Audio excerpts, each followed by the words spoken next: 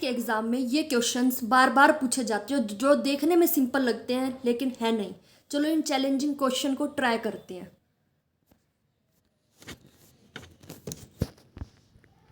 Question number 63, ये controlling के types दे रखे हैं। इन कंट्रोलिंग के टाइप्स में से ये बताओ कि कौन सा कंट्रोलिंग का टाइप है जो मॉनिटर करता है क्रिटिकल इनपुट को और प्रिवेंटिव मेजर्स को सजेस्ट करता है। क्या आंसर दोगे इसका?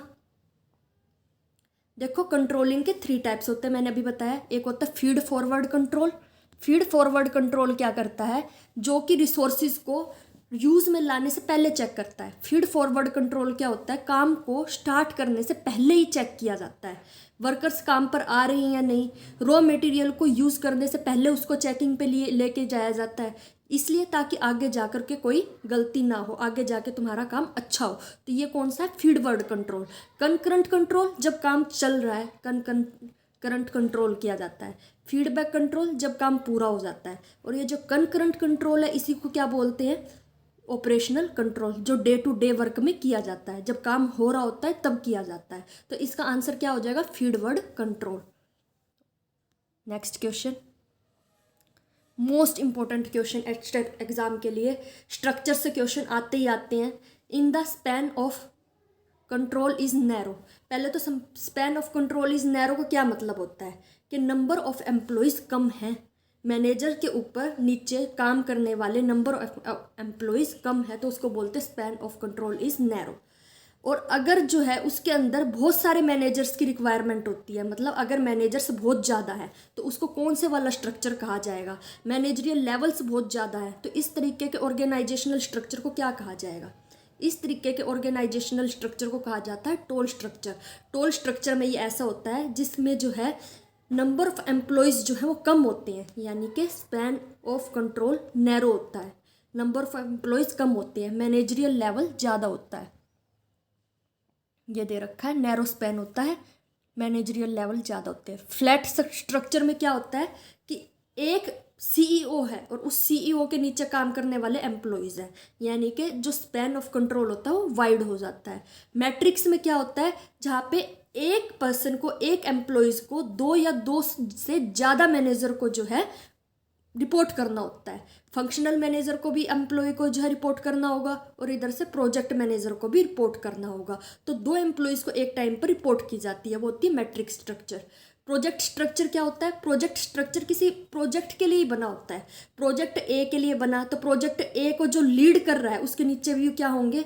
जैसे मार्केटिंग डिपार्टमेंट वाले होंगे, सेल्स डिपार्टमेंट वाले होंगे, तो वो किसको जो है अपना जो प्रॉब्लम्स है या जो कोई भी रिपोर्ट देनी है वो प्रोजेक्ट मैनेजर ए के लीडर को देंगे। मतलब प्रोजेक्ट मैनेजर का जो बॉस है उसको रिपोर्ट दी जाएगी। ये होता है प्रोजेक्ट स्ट्रक्चर। और जैसे वो प्रोजेक्ट खत्म होता है वो प्रोजेक्ट को जो बना हुआ है, मतलब जो टीम है वो अपने आप खत्म हो जाती है, जो टीम उसके लिए प्रोजेक्ट ए के लिए बनाई गई है। प्रोजेक्ट ए के लिए टीम बनेगी, प्रोजेक्ट बी के लिए टीम बनेगी।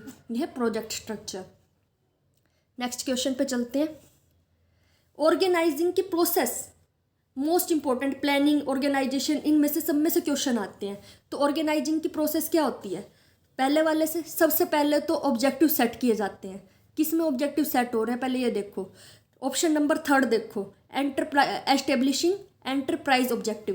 पहले पूरे के पूरे फर्म के जो है ऑब्जेक्टिव सेट किए जाएंगे, फिर उन ऑब्जेक्टिव्स को लाने के लिए, उन ऑब्जेक्टिव्स को फुलफिल करने के लिए स्पोर्टिव ऑब्जेक्टिव्स बनाए जाएंगे। यानी 3 के बाद क्या आएगा? 1 आएगा। स्पोर्टिव ऑब्जेक्टिव यानी कि अलग अलग डिपार्टमेंट बना दिए, मार्केटिंग डिपार्टमेंट बना दिया है, फाइनेंसिंग डिपार्टमेंट बना दिया, सब डिपार्टमेंट बना दिए और उनको उनके ऑब्जेक्टिव समझा दिए। सेल्स डिपार्टमेंट आपने सेल्स इंक्रीज करनी है, प्रोडक्ट डिपार्टमेंट आपने प्रोडक्शन को बढ़ाना है, सब बता दिया है। अगले स्टेप पे हम क्या करेंगे? Identify and classifying activities. तो क्या आ जाएगा? क्वेश्चन 3 वाले पे क्या आ जाएगा? 4। तो ऑप्शन कौन सा अब तक जा रहा है? बी और नहीं, बी नहीं जा रहा। सबसे पहले जिसमें 4 नंबर पे पहले आया हो, 3rd से स्टार्ट हो रहा है, मतलब ए और सी जा रहा है, ए और सी जा रहा है। और लास्ट में क्या करेंगे हम? 3rd वाले स्टेप पे क्या किया हमने? क्या किया? डिपार्टमेंट वगैरह बना दिए थे। अब जैसे सेल्स को बढ़ाना है तो सेल्स को बढ़ाने के लिए मार्केटिंग करनी पड़ेगी, एडवर्टीजमेंट के कौन कौन से सोर्स रहेंगे, प्रोडक्शन की क्वालिटी के लिए कहाँ से रॉ मटेरियल खरीदा जाएगा, ये सारा क्या हो जाएगा कि आइडेंटिफाई कर दिया और क्लासीफाई कर दिया ऑब्जेक्टिव्स को। और लास्ट स्टेप पे क्या करेंगे? हर एक इंसान को, हर एक एम्प्लॉय को उसकी अथॉरिटी दे देंगे उसको काम को करने के लिए। तो लास्ट नंबर पे आया ऑप्शन नंबर 2। तो किस पे आ रहा है? बी वाले में आ रहा है, सी वाले में आ रहा है। तो ऑप्शन हो जाएगा, इसका आंसर कौन सा हो जाएगा? इसका आंसर हो जाएगा सी, सी वाला, ये वाला आंसर हो जाएगा इसका, सी आंसर हो जाएगा इसका। नेक्स्ट क्वेश्चन पे चलते हैं। Form specific objectives, identify and classifying objectives, delegate authority. Next question पे चलते हैं। सिंपल क्वेश्चन है, सबको आना चाहिए। Which among the following are sub system of business firms? Business firms के जो है सिस्टम, सब सिस्टम्स कौन से हैं? प्रोडक्शन सिस्टम है, बिल्कुल है। फाइनेंस सिस्टम है, बिल्कुल है। रिसर्च एंड डेवलपमेंट सिस्टम, बिल्कुल है। तो इसका आप इसका क्या आंसर देंगे? All of the above. Next question में चलते हैं। मोस्ट इंपॉर्टेंट क्वेश्चन, देखो कितनों को आता है। मोस्ट इंपॉर्टेंट क्वेश्चन है। In management principles grid refers to. Management principles में ग्रिड का मतलब क्या है? ये क्वेश्चन मैनेजमेंट प्रिंसिपल्स का लग रहा है, लेकिन ये है नहीं। ये ग्रिड का जो क्वेश्चन है वो एक मैनेजरियल थ्योरी है, जो किसने दी थी? R Blake and James and S Mouton ने ये थ्योरी दी है। आर ब्लेक के नाम से फेमस है, रॉबर्ट आर ब्लेक के नाम से ये थ्योरी फेमस है। तो इस थ्योरी में क्या दिया गया है? मैनेजमेंट ग्रिड थ्योरी है, ये सबको आनी चाहिए। एमकॉम और बीकॉम के अंदर ये दी गई थी। क्या कहता है ये? इसने जो है 2 डायमेंशंस के ऊपर जो है फोकस किया है। Concern for production and concern for people. Concern for जो प्रोडक्शन है उसको कहाँ लिया गया है? एक्स पर लिया गया है। और कंसर्न फॉर पीपल है उसको कहाँ लिया गया है? वाई एक्सिस पर लिया गया है। कंसर्न फॉर, इसमें जो 2 पॉइंट लेके चलते हैं, देखो 1 और 9, 1 और 9 2 पॉइंट लेके चले हैं। कंसर्न फॉर प्रोडक्शन को एक्स पर लिया है और वाई के ऊपर क्या लिया है? कंसर्न फॉर पीपल लिया गया है। अब इस वाले साइड पे आप देखोगे, बिल्कुल एक्स एक्सिस पे देखो, इस वाली साइड पे देखो, यहाँ पे क्या किया गया है? टास्क मैनेजमेंट है। यहाँ पे क्या है? कंसर्न फॉर प्रोडक्शन जो है यहाँ पे हाई है। कंसर्न फॉर प्रोडक्शन यहाँ पे हाई है और कंसर्न फॉर पीपल यहाँ पे क्या है? लो है। तो ये क्या हो गया? हाई, मतलब टास्क मैनेजमेंट। ये क्या है? इस थ्योरी में क्या है? लीडरशिप के अलग अलग स्टाइल्स को प्रेजेंट किया गया है। जैसे यहाँ पे देखो इम्प्रोविज्ड मैनेजमेंट, यहाँ पे दोनों के दोनों कंसर्न फॉर प्रोडक्शन और कंसर्न फॉर पीपल दोनों के दोनों लो है। इस वाले पे देखो, यहाँ पे दोनों के दोनों हाई हैं। कंसर्न फॉर पीपल भी हाई है और कंसर्न फॉर मैनेजमेंट भी हाई है, मतलब प्रोडक्शन और कंसर्न फॉर पीपल दोनों हाई है। तो ये क्या है? Team management. और इनमें से जो सबसे बेस्ट रहती है वो कौन सी रहती है? मिडल ऑफ द रोड, यानी कंसर्न फॉर पीपल और कंसर्न फॉर प्रोडक्शन दोनों के दोनों 5-5 दे रखे हैं। इसमें 1 और 9 2 पॉइंट लेके चलते हैं। लीडरशिप स्टाइल्स को प्रेजेंट करने के लिए थ्योरी दी गई है, बहुत ही फेमस थ्योरी है। चलो अब नेक्स्ट क्वेश्चन की तरफ चलते हैं।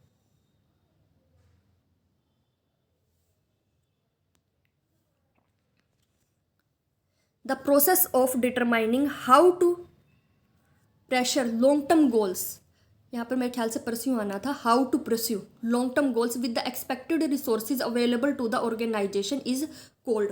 प्लानिंग हमेशा क्वेश्चन आता ही आता है। क्या है इसमें? कौन सी प्लानिंग है? लॉन्ग टर्म गोल्स के लिए प्लानिंग की गई है। कौन सी प्लानिंग की गई है? लॉन्ग टर्म गोल्स के लिए प्लानिंग की गई है और उसके लिए एक्सपेक्टेड रिसोर्सेज अवेलेबल हैं। तो वो कौन से वाली प्लानिंग होएगी, ये हमने अब देखना है। पहले हम सारी प्लानिंग कर लेते हैं। जो स्ट्रेटेजिक प्लानिंग होती है वो कौन सी होती है? देखो, long term planning done top level management, overall organization लंबे टाइम के लिए की जाती है, टॉप लेवल मैनेजमेंट करता है और पूरे लंबे टाइम के लिए ये की जाती है। Tactical planning medium term planning होती है, मतलब लॉन्ग टर्म से कम टाइम के लिए की जाती है, मिडल लेवल के लिए। एक होती है operational planning, day to day activities को देखने के लिए की जाती है, सब काम अच्छे से हो रहा है या नहीं हो रहा है।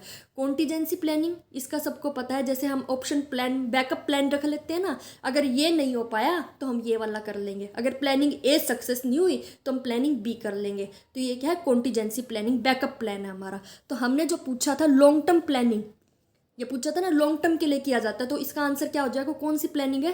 स्ट्रैटेजिक प्लानिंग में होता है कि लॉन्ग टर्म के लिए प्लानिंग की जाती है और उसके लिए रिसोर्सेज भी अवेलेबल होते हैं। ये देखा जाता है कि इतने लंबे टाइम के लिए हमारे पास रिसोर्सेज भी अवेलेबल होने चाहिए। तो ये स्ट्रैटेजिक प्लानिंग का क्वेश्चन था, ऑप्शन ए आ जाएगा इसके अंदर। नेक्स्ट क्वेश्चन की तरफ, एक हाथोर्न स्टडीज थी। हाथोर्न स्टडीज़ में क्या बताया था हाथोर्न ने? उसने ह्यूमन अप्रोच के ऊपर जो है स्टडीज़ की थी। उसने क्या बताया था? केवल वर्कर्स को काम करने के लिए अच्छी कंडीशन देना ही ज़रूरी नहीं है, कि काम करने के लिए वर्किंग कंडीशन अच्छी दे दी, बल्कि ये भी देखना पड़ेगा कि अगर वो कोई अच्छा काम करते हैं तो उनको जो है रिकॉग्नाइज किया जाए, उनकी इम्पोर्टेंस दी जाए, उनकी समाज में पूरी की पूरी एंटरप्राइज में एक अहमियत हो, मतलब उनको सोशल इंपॉर्टेंस भी दी जाए, उनके साथ अच्छा बिहेवियर किया जाए। उनको केवल सैलरी और वर्किंग कंडीशन देना जरूरी नहीं है, बल्कि उनके साथ रिलेशंस भी अच्छा बनाना जरूरी है। ये बात किसने की थी? हाथोर्न स्टडीज में की थी। तो कौन सा आंसर हो जाएगा इसका? Human relations approach to management. Next question पर चलते हैं। जॉब इवेल्युएशन, बताओ कितने आंसर दोगे इसका? Job evaluation is used for, किसके लिए यूज कर रही है? देखो जॉब इवेल्युएशन का मतलब है जॉब के अकॉर्डिंग उनको इवेल्युएट करना। अगर कोई मैनेजर है तो उसका काम भी ज़्यादा होगा, उसके लिए एफिशिएंसी भी ज़्यादा होगी, ज़रूरत होगी, और उसके लिए उसको क्या दिया जाएगा? वेज रेट भी ज़्यादा दिया जाएगा। जो कम लेवल पर काम करते हैं एम्प्लॉयज़, तो उन्हीं के अकॉर्डिंग जो है उनकी जो एफिशिएंसी, उनको कम ज़रूरत होगी, उस काम के हिसाब से कम प्रोफिशिएंसी की ज़रूरत होगी, उसी हिसाब से उनको वेज रेट भी कम दी जाएगी। मतलब काम के अकॉर्डिंग ही एम्प्लॉयज़ को उनकी सैलरी देना, उनको इवेल्युएट करते हुए उनकी सैलरी देना, ये क्या है? Job evaluation. रेटिंग द, कौन सा आ जाएगा? डिटरमाइनिंग वेज रेट डिफरेंशियल्स, मतलब वेज रेट उनके काम के अकॉर्डिंग देना उनको। Next step, the first step of the control process actually gets initiated in the managerial functions of. देखो कंट्रोल प्रोसेस का सबसे पहला जो स्टेप होता है वो भी क्या होता है? प्लानिंग होता है। क्योंकि जो कंट्रोल प्रोसेस में की जाती है, जब कंट्रोल प्रोसेस में सबसे पहले क्या करते हैं? स्टैंडर्ड फिक्स किए जाते हैं। तो वो किस में आता है कि स्टैंडर्ड फिक्स किए जाते हैं कि आगे जाके हमने ये वाले स्टैंडर्ड्स को जो है मतलब प्राप्त करना है, गेट करना है। तो ये किस में किया जाता है? प्लानिंग की एक तरीके से। तो इसका क्या आंसर हो जाएगा? Option number B. आपने इस सीरीज में कितने क्वेश्चंस का सही आंसर दिया एक बार कमेंट सेक्शन में जरूर बताइएगा, और लाइक करें, सब्सक्राइब करें।